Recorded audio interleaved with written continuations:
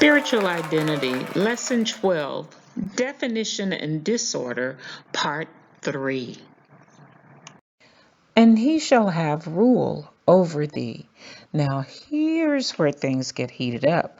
Remember, the word desire that we talked about, we looked it up in the Hebrew lexicon, and in its meaning back then, as used in that biblical passage, the word means a desire, a stretching out after, a longing for, as if to grasp or to grab or to hold. That desire that God talked about in Genesis 3:16 is, I believe, to be identified with or to have or to stretch out after, meaning for Eve as it relates to Adam, her fellow man. This need for identity might cause her as a woman to stretch out after, to run after, to even run over her husband for that matter, or any individual in order to find that longing, that stretching, to satisfy that longing and that stretching out after. That was not something that was there before sin entered the picture. Now she would be stretching out after, longing for something that was not there before. She'd be trying to take hold or to grab or to pursue something that was not there before. Eve had no reason or desire to stretch out after or to take hold of or to grab or pursue something else that she thought was missing before from her life, because she was complete, but she was deceived by the serpent into thinking that there must have been something missing, something that God didn't tell him. So this searching out for, longing for, stretching out after that this word desire is talking about, it could be anything. It could be sex, it could be identification and fulfillment. It was whatever she was happened to be stretching out after and longing for. And I truly believe it was for identification and fulfillment, because that's what Satan tripped her up on. He said, so, God didn't tell you this because if you eat of it, God knows in that day you'll be just like him. Really? Well, wasn't she already made in his image? There is your identification issue right there. And fulfillment, Satan says, yeah, you'll be just like him, knowing both good and evil, as if you've got something missing in your life now. You're not fulfilled until you know both good and evil. Really? Remember, they were both created and given dominion in their right. Hers over her womanhood, and he is in his manhood. They were once in sync with divine creation. Now she's out of touch with who she really is. Having Adam there is not helping any, because remember, she doesn't look at him now in the same way. He looks different to her, and she looks different to herself. This is nothing short of chaos, both sexually and intellectually, I believe, because she will now always be searching out after for that definition in someone or something other than God. The only other person she has to live with at that time is Adam. So guess who will be the target of all her frustration? Guess who will get the brunt of her spiritual disorder now? Adam and her children.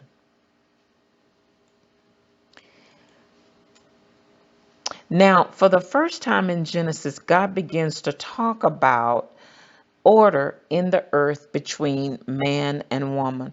Prior to now, they were both ruling together as one, having been given dominion over everything God made. There was no confusion because both had their identities intact. There was no confusion. Eve's actions had brought about the need for order in the home or in their environment, because now there would be disorder. How do we know that this verse is talking about order here in the second part of Genesis 3 and 16? Because of what the next part of the verse says: he shall have rule over thee. If I could paraphrase what I believe God is saying to Eve, it would be this: Eve, you have now changed your very nature, physically and spiritually. Whereas before, you would have had childbirth that was less painful because I ordained it to be a joy to you. Now, because of what you have believed and acted upon, the nature of your body responds differently. In childbirth and in child rearing, now you will suffer great pain. And in my paraphrase, I would further state, whereas before you and your husband and your fellow man were created to have dominion, you now have caused your husband and fellow man to have rule over you. Not by his desire to do so, but by your doubt and unbelief about who you were. Simply put, Eve, what you have believed about yourself has become your reality. And that reality brings disorder between you and your husband. And not only between you and your husband, but between you and your fellow man. To me, this signifies the need for order between the two of them as people, not merely as husband and wife. As a wife, this means that she would now have desires, needs, longings, or stretching out after that he would find it difficult to grasp or understand. As a fellow man, this might be conflict or things off point with them taking care of creation. Either way, this would necessitate order. Many scholars say it would be a desire to rule her husband, but that may not necessarily be so. It is a disorder of discord and non unity, I believe, which goes much farther than the relationship that a husband has with his wife and vice versa. I believe it was a desire for meaning, purpose, and identity in life, period. And so, outside of her original relationship with God, Adam was all she had left there on the planet with which to measure her life with. Therefore, discord and disharmony may manifest itself in any number of ways. As you might imagine, this would cause all kinds of trouble between them in a family relationship. That is why God had to state, and he shall have rule over thee, because there had to be governance and leadership between them in order to maintain and have peace.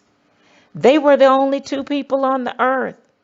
It was the first ever command or rule that God gave humans. She was the one deceived about her identity, not Adam.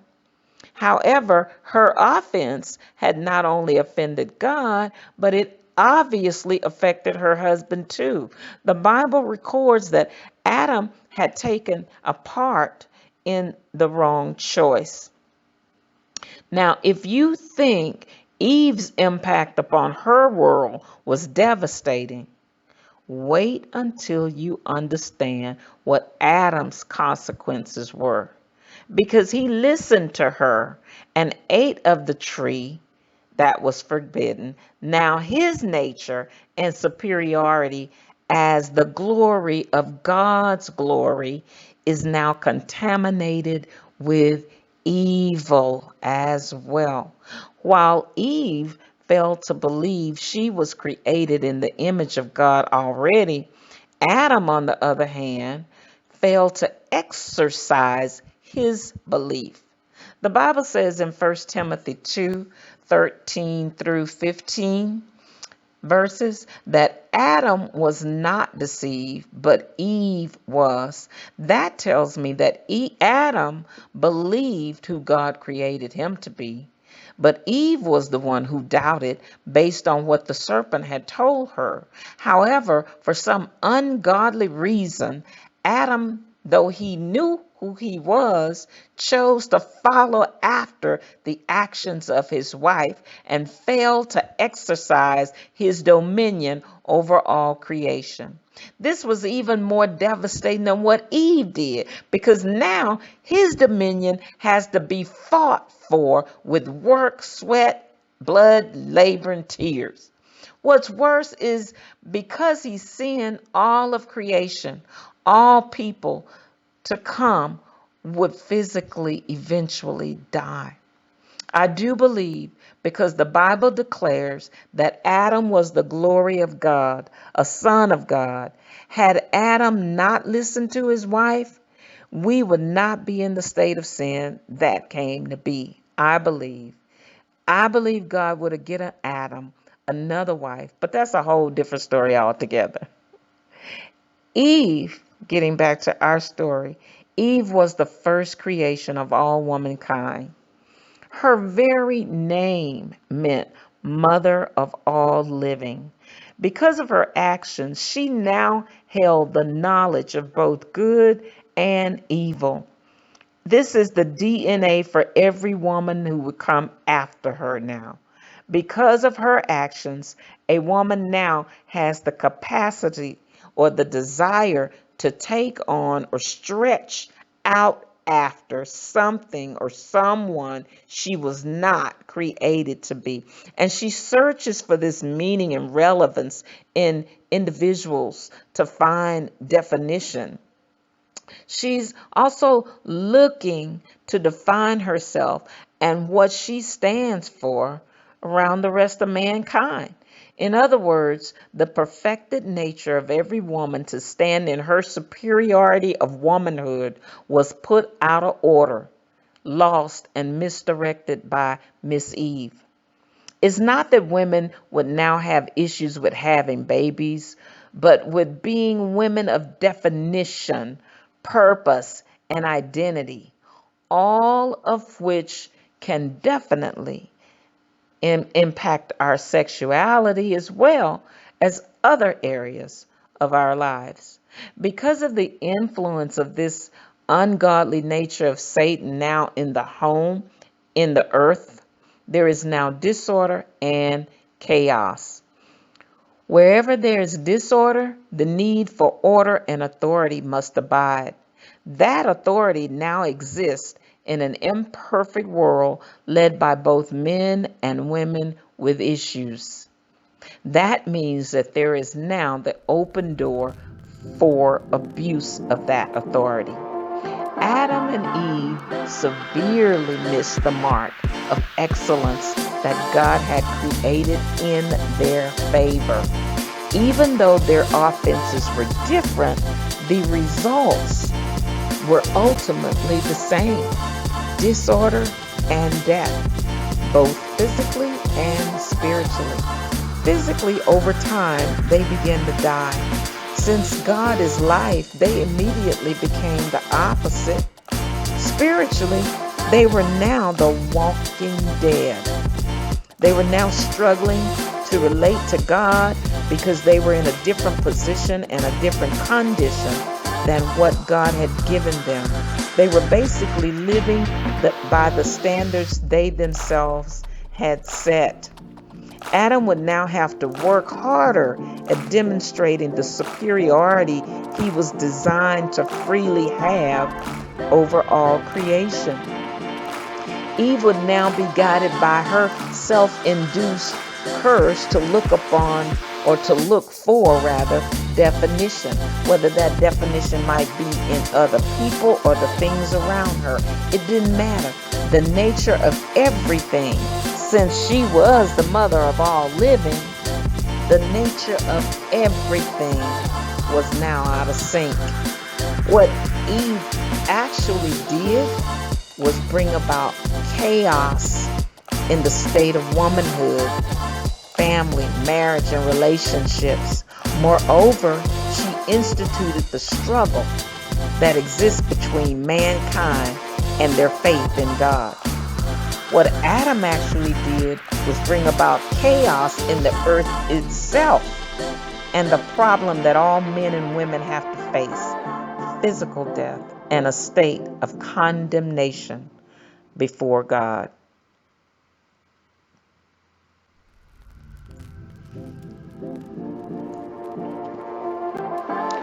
When God becomes sexy, you realize that life without Him isn't a